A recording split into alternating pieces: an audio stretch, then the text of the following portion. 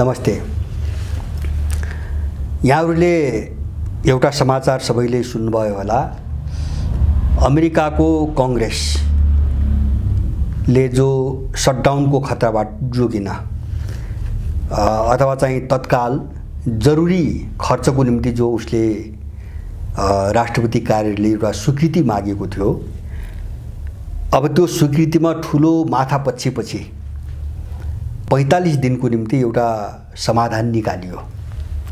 45 दिनको निम्ति एउटा समाधान निकालियो, तर त्यो समाधानभित्र युक्रेनलाई जो पैसा दिने हैन, बाइडेनको प्रस्ताव अनुसार $20 अर्ब हैन, अथवा त्यति सकिँदैन भने पनि केही रकम युक्रेनलाई दिने उनको जो माग थियो त्यसलाई चाहिँ कांग्रेसले अस्वीकार गरिदियो। यसको मतलब के हुन्छ भने अब 45 दिनसम्म अमेरिकाबाट युक्रेनले कति पनि पैसा पाउँदैन। 45 दिनको निम्ति अमेरिकन सहयोग चाहिँ तपाईको बन्द भयो। अब 45 दिनपछि त्यो खुल्छ भन्ने ग्यारेन्टी छैन हैन। जब अहिले बन्द भयो भने त्यो कसरी खुल्छ त्यो सोच्ने प्रश्न हो। एकातिर युक्रेनलाई दिने सहयोग बन्द भयो, युक्रेन एउटा संकटमा गयो हैन। अब युरोपियन युनियनको भर पर्नुपर्ने स्थिति आयो।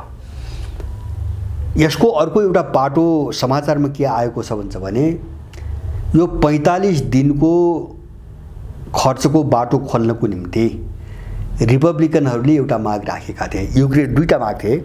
युक्रेनलाई दिने सहयोग रोक्नुपर्छ एउटा थियो, त्यो त भयो, र दोस्रो उनको माग थियो कि चाहिँ राज्यले सार्वजनिक क्षेत्रमा जो लगानी गरिरहेछ नि हैन, त्यो चाहिँ कटौती गर्नुपर्छ भन्ने माग थियो।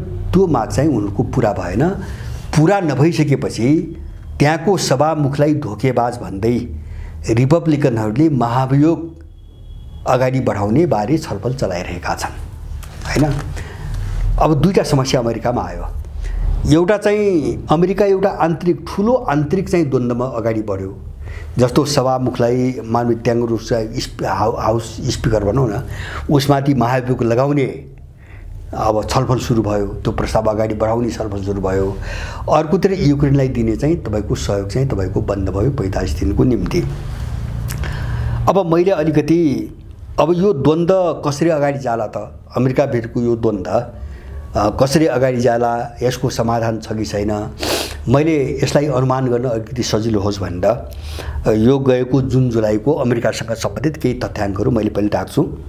जस्तो मुद्रास्फीति अमेरिकामा जुन महिनामा 3.2% थियो, त्यो जुलाईमा 3.7 भएको छ, बढ्दो छ।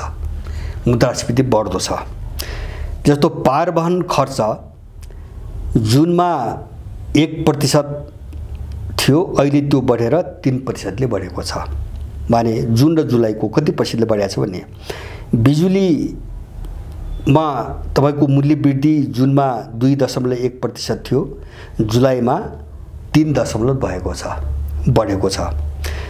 अब खाद्य सामग्रीमा महँगी जुन महिनामा 4.3% बढेको थियो हैन, कमन भन्दा सामान्य भन्दा हैन, र जुलाईमा 4.9 पुगेको छ।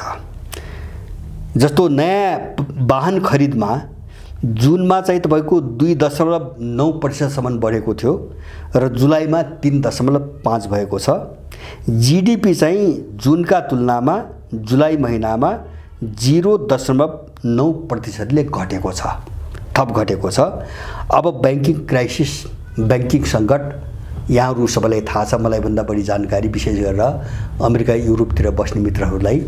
र दुईटा बैंक जो डुबे हैन, जस्तो चाहिँ तपाईको के अरे सिग्नेचर बैंक र सिलिकन भ्याली बैंक डुबिसकेपछि पनि बैंकिङ सङ्कटको चाहिँ तपाईको सम्भावना त्रास टरेको छैन। त्यो एकदमै बढ्दो छ, अमेरिकामा एकदमै बढ्दो छ। र अमेरिका ऋणले चलिरहेको देशको रूपमा छ अहिले हैन। सबै ऋणबाट 45 दिनको निम्ति जो बिल पास गरियो नि हैन, यो पनि ऋणबाट काम चलाउने तपाईको पैसा हो। अब यो आँकडाले के भन्छ भने अमेरिका आफै आर्थिक रूपमा थ्याक्न सकिने हालतमा छैन हैन।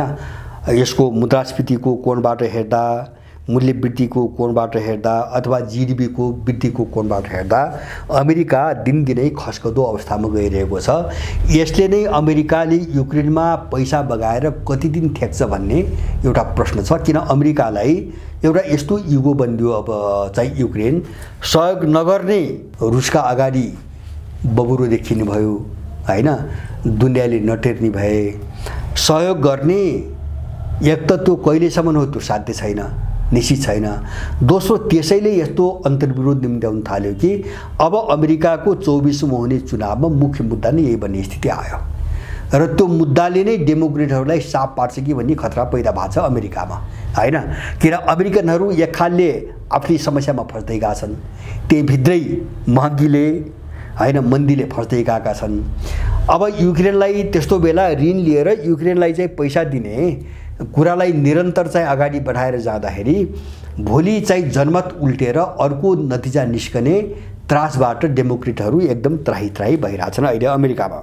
अब यो चाहिँ यो चुनावको मुख्य चाहिँ तपाईँको मुद्दा बनिरहेछ। रिपब्लिकनहरूले के मुद्दा उठाइरहेछन् भन्छ भने मेक्सिको सिमानामा हैन, जस्तो आप्रवासनहरू विशेष गरेर घुसपैठ गर्ने इलाका हो, त्यहाँ चाहिँ अमेरिकनहरू मरिरहेछन् हैन, अथवा अमेरिकाहरूभित्रै चाहिँ यत्रो चाहिँ तपाईँको आर्थिक क्राइसिस आइरहेछ हैन। हामीले चाहिँ तपाईँको ऋणबाट चाहिँ ल्याउने पैसा त्यो अमेरिकनको निम्ति खर्च गर्ने कि युक्रेनको निम्ति अहिले बहस त्यही छ रिपब्लिकन र डेमोक्रेटहरूको बिचमा। हामीले खर्च के को निम्ति गर्नु, हाम्रो प्राथमिकता कहाँ हो हैन, मरिरहेको अमेरिकनलाई जोगाउने हो कि हैन हामीले युक्रेनमा पैसा बगाउने हो हैन, उनले त्यो कुरो उठाइरहेछन्।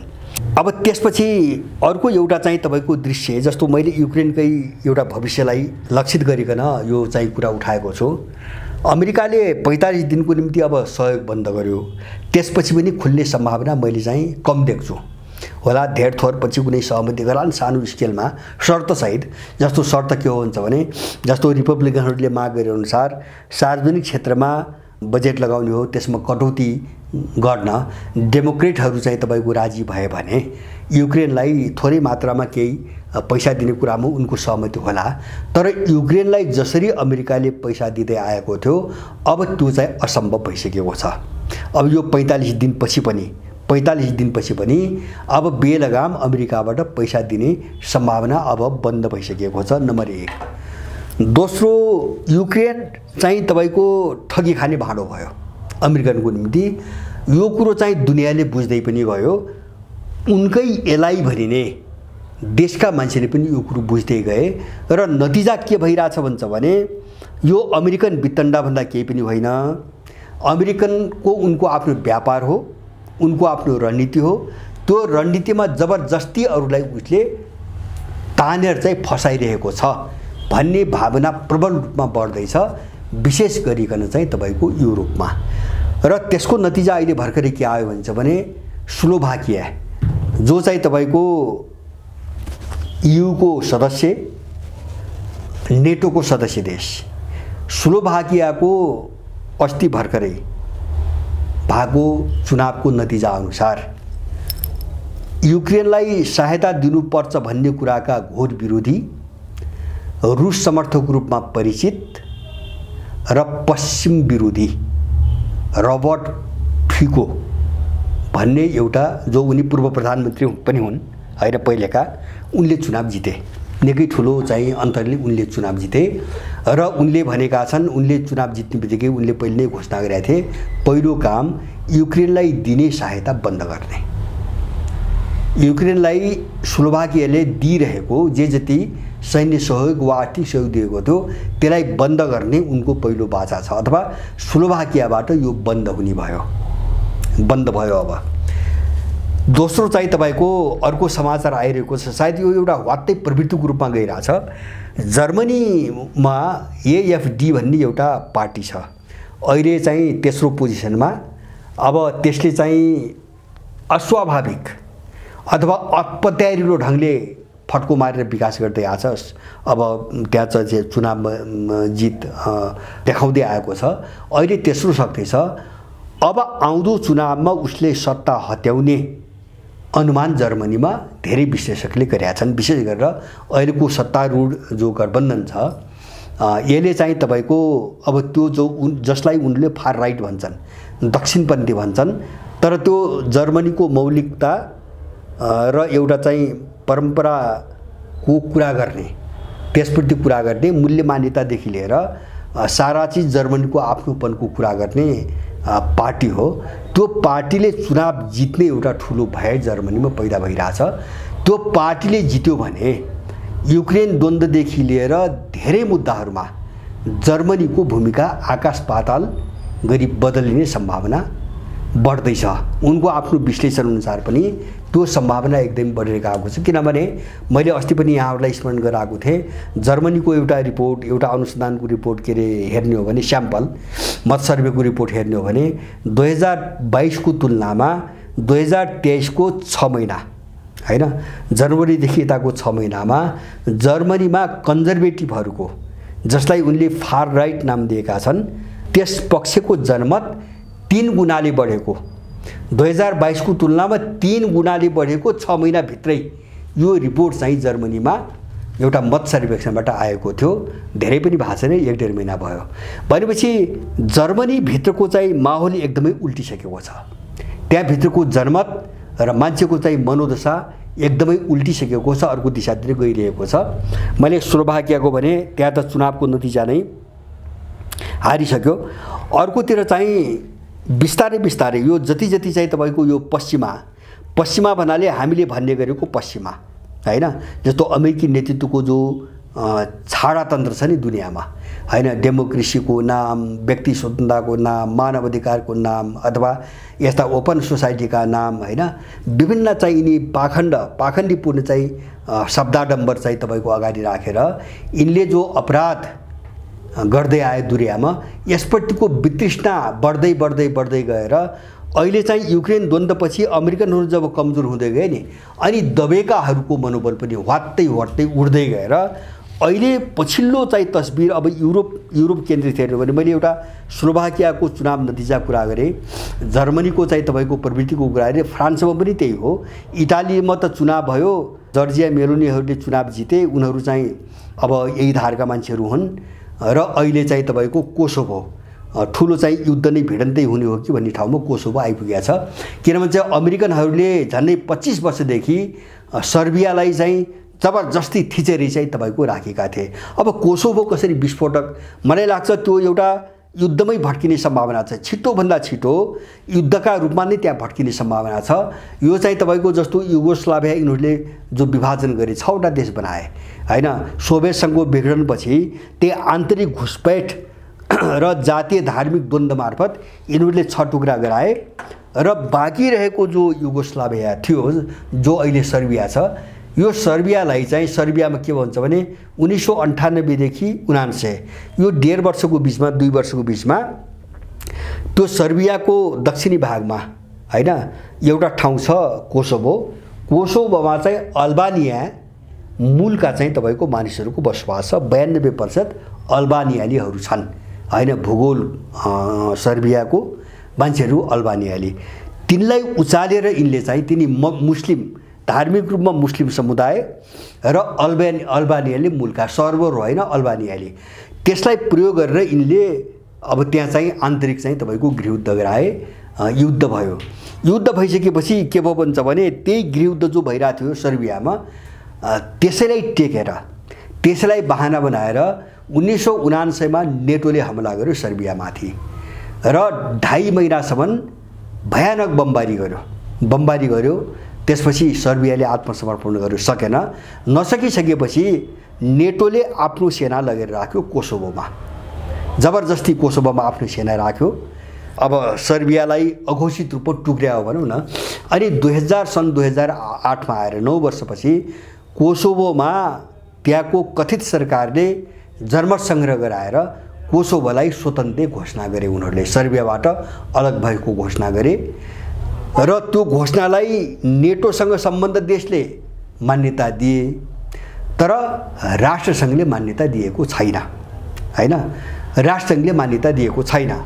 र अब पश्चिमाहरूले मान्यता दिएर अहिले पनि त्यहाँ नेटोको सेना छ र सर्बियाले भनिदिएको छ त्यहाँबाट नेटोको सेना हटाऊ हैन, कोसोभो हाम्रो हो, तिमीले जबरजस्ती चाहिँ हामीबाट अलग आएर देश घोषणा गर्न लगाओ, त्यहाँबाट हट, कोसोभोबाट हामी कुनै हात छोड्दैनौँ। र अहिले सर्बियाले कोसोभोको निकट आफ्नो व्यापक रूपमा सेना परिचालन सुरु गरेको छ र नेटो डराइरहेको छ, अहिले डराइरहेको छ। र ऊ कहाँ डराइरहेको छ भन्छ भने सर्बियाले आक्रमण गरिदियो भने हैन, अब या त अब युद्धमा भिड्नु पर्यो, जो उनी चाहिरहेका छैनन् अहिले हैन। जस्तो युक्रेनमा जो फसे नि, अब युक्रेनमा फसे, अब कोसोभोमा त उनीहरू सिधै फस्नुपर्छ, किन कोसोभोको पछाडि त तपाईँको चीन र रुस छ हैन। जस्तो चिनियाहरूको पनि ठुलो छ, जस्तो लगभग तपाईँको सर्बियाले जति पनि सैन्य हतियारहरू, युद्ध विमानदेखि लिएर मिसाइलहरू जति किन्छ अधिकांश चाहिँ तपाईँको चीनसँग लिएको छ हैन। रुससँग पनि त्यसको पुरानो सम्बन्ध छ। अब त्यहाँ चाहिँ तपाईँको नेटो युद्धमा फस्यो भने अब त्यो बिस्तारै फस्दै जान्छ। मैले जस्तो पहिले यहाँहरूलाई भनेको छु, यस्ता धेरै ठाउँमा उनीहरू फस्दै गए। जस्तो अफ्रिकाको साहेल क्षेत्र एउटा उदाहरण मैले दिएको छु हैन, त्यहाँ पश्चिमाहरू फस्दै गएका छन्। न लड्ने हो आफै, अब सबैसँग बलजिँदै जानु पर्यो हैन। रुसलाई बल्झाउँला, चीनलाई बल्झाउँला भनेको आफै बल्झिँदै जानु पर्यो। अब साहेलमा पनि धमाधम यिनका विरुद्धमा सैन्य विद्रोह भइरहेछ, केही गर्न सकिरहेको छैनन्। फ्रान्स त भाग्यो। अब कोसोभोमा लडाइँ भयो भने नेटोको सेना बसेको छ, आफै उल्झिनु पर्यो हैन, त्यो पनि यिनी नचाहने। अब सर्बियाले आक्रमण गर्यो भने के गर्ने हैन। त्यसकारणले अनुनय विनयको भाषामा सर्बियालाई अनुरोध गरे जस्तो गरिरहेछन्, उत्तेजक वातावरण नबनाऊ हैन, सेना अगाडि नबढाऊ हैन, एउटा समझदारीबाट यो चाहिँ तपाईँको कुरा टुङ्ग्याउनु पर्छ भनेर सर्बियासँग अलिकति नम्र भाषामा उनले चेतावनी दिइरहेका छन्। तर त्यो टुङ्गिनेवाला छैन। किन भन्छ भने सर्बियामाथि बर्बरतापूर्वक, मैले भने 1979मा बर्बरतापूर्वक 78 दिनसम्म रात दिन चाहिँ 24 घण्टा बमबारी गरेर सर्बियालाई छेदविच्छेद बनाएर कोसोभो अलग गरेको थियो अमेरिकाले हैन। अब त्यो कसरी बिर्सन्छ मान्छेले हैन, बिना कारण हैन, त्यो कसरी बिर्सन्छ। अब अहिले बदलाको चाहिँ भावनाले सर्बिया किन गयो त भन्छ भने अब अहिले त्यो आक्रमणकारी शक्तिहरूलाई चुनौती दिने अर्को जबरजस्त शक्ति चाहिँ तपाईँको अगाडि आयो।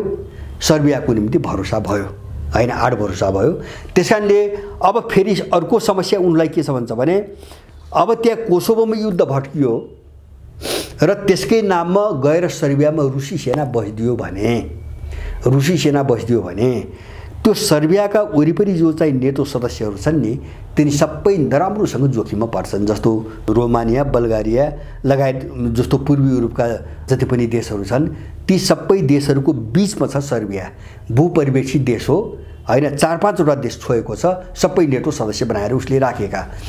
त सबै चाहिँ तपाईँको रुसी सेनाको घेराबन्दीमा पर्छन्, नराम्रोसँग सबै असुरक्षित हुन्छन् हैन। एउटा त आफै भिड्नुपर्ने, युद्धमा आफै भिड्नुपर्ने अब खतरा आयो। दोस्रो चाहिँ तपाईँको नेटोको जति पनि चाहिँ शक्ति छ त्यो सबै जोखिममा पर्ने खतरा आयो। यो खतराबाट उनीहरू चाहिँ अहिले गुज्रिरहेका छन् अमेरिकनहरू, र कोसोभोको मुद्दा झनपछि झन चर्किरहेको छ। मैले यो 3टा दृश्य चाहिँ मैले किन राखेको भन्छ भने अब यिनीहरूको हालत कसरी गिर्दै गइरहेछ भन्छ भने एउटा आर्थिक सङ्कटले युक्रेनप्रतिको जुन नीति थियो यो नीति एउटा ब्रेक टुट्ने स्थिति आयो, र दोस्रो त्यो नीतिले देशभित्रै ठुलो आन्तरिक द्वन्द्व पैदा गर्ने स्थिति ल्यायो कि पैदा भइ नै सकेको छ हैन। यो ठुलो विवादका रूपमा अगाडि बढिसकेको छ र यही मुद्दाले डेमोक्रेटहरू चुनावमा नराम्रोसँग बढारिने हुन् कि भनी चाहिँ तपाईँको खतरा पनि पैदा भइसकेको छ। पहिलो पाटो हैन, उनीहरू आन्तरिक रूपमै फसे। अब युक्रेनलाई पनि अलिकति पैसा दिन नसक्ने अवस्थामा पुगेर अब युक्रेनलाई सडकमा लगेर चाहिँ तपाईँको मिल्काउनु पर्ने ठाउँमा पुगे, नम्बर 1। दोस्रो चाहिँ अब यो कमजोरी बिस्तारै बिस्तारै जो कमजोर हुँदै गएका छन् त्यसको नतिजा स्वरूप विश्वका धेरै ठाउँमा यिनीहरू घेरिँदै गए हैन। जस्तो अफ्रिका, ल्याटिन अमेरिका, मैले भने पूर्वी युरोपमा जस्तो कोसोभो भयो, सर्बिया भयो, अथवा चाहिँ तपाईँको यतातिर भन्नुहोस् न अब एसियाका अरू ठाउँहरू होला जस्तो इन्डिया, नेपाल आदि इत्यादि विभिन्न ठाउँमा उनीहरू आफै पनि घेरिँदै गए। र यसरी जो एउटा अरूलाई चाहिँ अरूको निम्ति बनाइएको जो चक्रव्यूह हो त्यो चक्रव्यूहमा अमेरिकनहरू नराम्रोसँग फस्दै गए एउटा, र दोस्रो उनलाई विश्वास गरेर जो चाहिँ एउटा वितण्डा मचाउन अगाडि सरे नि उनीहरू सखाप हुने भए। जस्तो युक्रेनको त मैले त कुनै भविष्य देख्दिनँ। अब युक्रेन त गयो नै, उसको नक्सा पनि चाहिँ मेटियो। अब त्यो युक्रेन कहिले पनि अब चाहिँ फिर्ता पनि हुँदैन। त्यो मात्रै होइन, यस्तो चाहिँ तपाईँको भयावह स्थिति छ नि एउटा मानवीय एउटा इज्जतको कोणबाट हेर्दा। जस्तो चाहिँ लिथुआनियामा जो नेटोको बैठक भयो, त्यो बैठकको एउटा फोटो सार्वजनिक भएको मैले देखेँ। यसरी अपमानित गरिदिए जेलेन्स्कीलाई कि मानव ऊ भिख माग्न गएको छ होइन। मान्छे पुरै आफू निर्भर बनाइसकेपछि कसरी बेइज्जती गर्छन् हेप्छन् साम्राज्यवादीहरूले। सबैसँग कुराकानी गर्न व्यस्त छ, हात मिलाइरहेको छ। जेलेन्स्की जोकर जस्तो एक्लै उभिएको छ, एक्लै होइन। उसँग कुरो गर्ने मान्छे छैन त्यहाँ।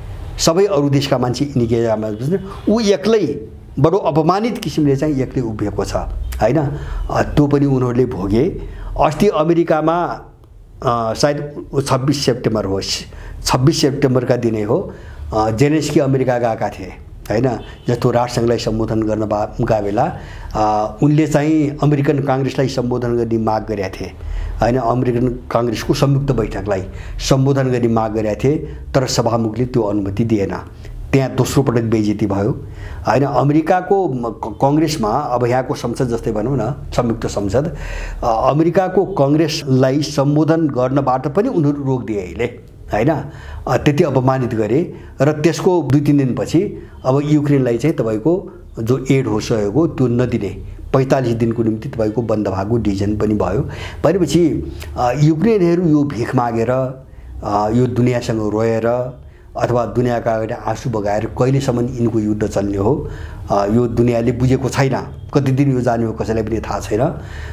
तर निष्कर्ष के हुन्छ भने युक्रेनको अन्तिम सर्वनाश निष्कर्ष त्यति हो। किन भन्छ भने युक्रेनको निम्ति अब चाहिँ आफूलाई दाउमा हाल्ने पक्षमा कुनै साम्राज्यवादी छैन, कुनै पनि छैन। त्यो अमेरिका मात्रै होइन, त्यो युरोपियन पनि छैन होइन। त्यो एसियाको जापान पनि छैन, त्यो उत्तर कोरिया पनि छैन। यिनी सबैलाई अरूलाई उकासेर फाइदा उठाउने शक्तिहरू हुन् र जसले बुझेनन् ती शिकार भए। र मलाई लाग्छ तपाईँको ज्ञात इतिहासमा है, मैले पढेको तपाईँको ज्ञात इतिहासमा युक्रेनको जस्तो दुर्दशा, यस्तो नराम्रो प्रयोग, यस्तो बिजोग भनौँ नि होइन। झन्डै त उनीहरू त केसम्म भन्छ भने हामी त नेटोको निम्ति लड्दिया हो होइन, यही भनेका छन् युक्रेनीहरूले होइन। मन्त्रीले यही भनेका छन्, हामी त नेटोको रणनीतिको निम्ति लडिदिएको हो होइन। त्यसकारणले हामीले जे माग्यो त्यो त उनले दिनु पर्यो नि होइन। यो 6-7 महिना अगाडि नै युक्रेनको चाहिँ विदेश मन्त्रीले भनेका छन्। हो यथार्थ हो। उनले अति भएपछि जस्तो भित्र जे भनेर लडाए त्यो अनुसारको सहयोग नगरेपछि उनीहरू चाहिँ खप्न नसकेर उनले बोले। उन त नेटोकै निम्ति लड्या हो, त्यो युक्रेनको निम्ति त युक्रेन लडेकै होइन। युक्रेनको निम्ति माने युक्रेनसँग रुसको त्यस्तो विवाद नै थिएन होइन। रुससँग लड्नुपर्ने नै थिएन, रुसले हात हाल्ने स्थिति पनि थिएन।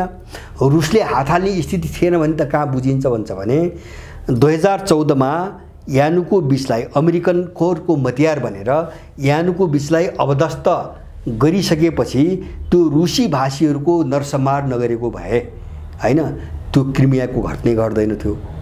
क्रिमिया जो गाभ्यो त्यो घट्नै घट्दैन थियो। अथवा त्यसपछि पनि मिन्स्क सम्झौता भयो, त्यो सम्झौता लागू गरिदिएको भए, आफैले गरेको सम्झौता लागू गरिदिएको भए पनि त्यो क्रिमिया जाँदैन थियो। त्यो मात्रै होइन, तपाईँको युक्रेनमा जो हमला गरे, जस्तो जो 4वटा प्रान्तपछि रुसले चाहिँ आफू लियो नि, यो खेर्सन, जेपोरिजिया, डोनेस्क र लुहान्स्क, योभन्दा अगाडि कति भने फरवरी 24-22मा चाहिँ रुसले अपरेसन सुरु गर्यो। मार्चमा चाहिँ तपाईँको इस्तानबुलमा सम्झौता भएको छ युक्रेन र रुसका बिचमा। सम्झौता अनुसार रुसले युक्रेनभित्रका सबै आफ्ना सेना फिर्ता गर्ने होइन। युक्रेनले चाहिँ तपाईँको त्यहाँ रुसी भाषीमाथि जे अत्याचार गरिरहेको छ त्यो रोक्ने सम्झौता पनि भयो होइन। त्यो सम्झौता मानिदिएको भए, आफैले गरेको त्यो सम्झौता मानिदिएको भए पनि पछि चाहिँ रुसले मिलाएका 4वटा प्रान्त त जाँदैनथे। रुस त फर्किसकेका थियो इस्तानबुल सम्झौतापछि, रुसी सेना फर्किसकेका थियो होइन। तर मानेनन्, किन अमेरिकन र ब्रिटिसले हुन दिएनन्। यो अर्थमा उनीहरू वास्तवमा नेटोकै निम्ति लडेका थिए। अझ स्पेसल भन्ने हो भने अमेरिकनहरूकै निम्ति लडेका थिए उनीहरू। नेटोभित्र पनि अमेरिकनहरूकै निम्ति लडेका थिए। त त्यही अमेरिकाले अहिले चाहिँ पैसा नदिने निर्णय गर्दैछ अब, हैन। भनेपछि युक्रेनको यस्तो बेहाल संसारको इतिहासमा कुनै पनि देशको पढ्न चाहिँ पाइँदैन। यस्तो दुर्दशा, यस्तो चाहिँ हीन अवस्था, यस्तो दयनीय अवस्थाबाट गुज्रने कुनै अर्काको निम्ति काम गर्दा जसको निम्ति काम गर्यो त्यही शक्तिले नै यो अवस्थामा लगेर सडकमा फ्यालिदिएको अवस्था कुनै पनि देशको इतिहास पढ्न पाइन्न। हामीले सिक्ने मात्रै हो, हैन। साम्राज्यवाद त्यो पनि अमेरिकन भनेको के हो हामीले बुझ्ने हो, युक्रेनबाट पनि प्रशस्त बुझ्न सकिन्छ। त्यस कारणले गर्दाखेरि अहिले जुन तस्बिर पछिल्लो कालमा जस्तो युक्रेनलाई सहायता रोक्नेदेखि लिएर जति पनि क्रियाकलापहरू अमेरिकनका देखा परिरहेछन् नि, यसको निष्कर्ष के हो भन्छ भने भोलि यतिले मात्र हैन, भोलि उसलाई अझै अप्ठ्यारो पर्यो भने उसले रुससँग वा आफ्नो निम्ति चाहिँ अब खतरा भयो है भन्ने महसुस जुन देशलाई गर्छ तिनीसँग मिलेर युक्रेनलाई विभाजन गर्ने अथवा चाहिँ हिस्सा बाँडफाँड गरौँ भनेर प्रस्ताव लगाउन पनि बेर छैन। अमेरिका त्यतिसम्म गर्न सक्ने देश हो। अरे युक्रेनमा त्यही गर्यो, लडायो, आश्वासन दियो, लडायो, पैसा पनि हामीसँग छ, हतियार पनि हामीसँग छ, सेना पनि हामीसँग छ, तिमीलाई के टाउ दुखाइ, तिमी अगाडि उभिदियो मात्रै, हैन। रसियनलाई ठेगान लगाउने त हामी हो, सब गरे। अन्तिममा आएर पैसा पनि ब्लक गर्न थाले। अब दिएको पैसा पनि ब्लक गर्न थाले। अब हतियार त ब्लक गरेकै नै छन्, रुसको भित्री भागसम्म पुग्ने हतियार दिएकै छैनन्। जे जति दिएका छन् त्यो पनि कवाडी, पुराना, थोत्रा, हैन, नचल्ने, अथवा चाहिँ तपाईको अब त्यो टेक्निकल्ली चाहिँ युक्रेनी सेनाले चलाउन नसक्ने, हैन, अथवा युक्रेनको भूमिमा काम नलाग्ने त्यस्ता खालका हतियारहरू दिएर युक्रेनलाई डामाडोल बनाएर चाहिँ राखेका छन्। अब यसबाट सिक्नु नै सबभन्दा ठुलो बुद्धिमानी हो। अमेरिका सबै चिज गर्नु, विश्वको भूराजनीतिमा अमेरिकामाथि विश्वास कसैले नगर्नु, कहिल्यै पनि नगर्नु। युक्रेनको अहिलेको जो बजेट रोक्का गरी नि यसको सन्देश यही हो। हस् त।